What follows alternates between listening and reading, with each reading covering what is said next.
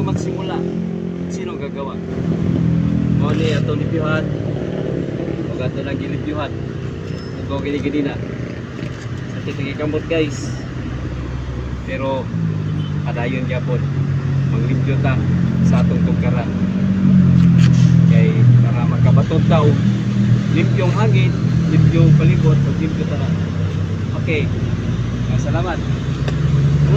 Ang paglimpyo ikinahanglan yun sa matag usa kanato para makamatunta og nindot nga pagpuyo, nindot nga kinabuhi, nindot nga hangin, ilabi gyud nindot ang atoang palibot. Kikinahanglan gyud sa matag usa nga dili ta mo tan-aw kung unsay atong makita kini magahatag kanato og pagkugi sa matag usa nga gikinahanglan gyud ang kalimpyo sa atong palibot. Dili lamang diri sa atoa hasta pod sa ubang mga kabalayan, ubang mga komunidad nga gikinahanglan gyud. Kay grabe karon ang panghitabo, mga basura nang lutaw sa dihang nibunok ang kusog nga uwan, kusog nga bagyo gidala sa baha tungod na sa pagbabaya sa mga tawo.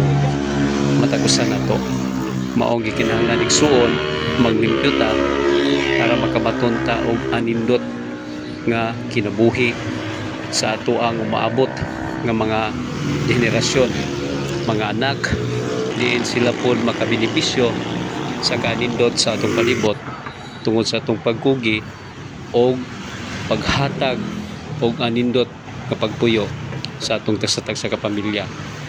Dala ang pagampo, pangiliya o pagpangayo sa Ginoo sa gabay giya sa matag adlaw na tong pagpuyo nining kalibutan na diin gikinahanglan nga duna kitay maipakita sa atong komunidad nga nindot ang ato ang palibot.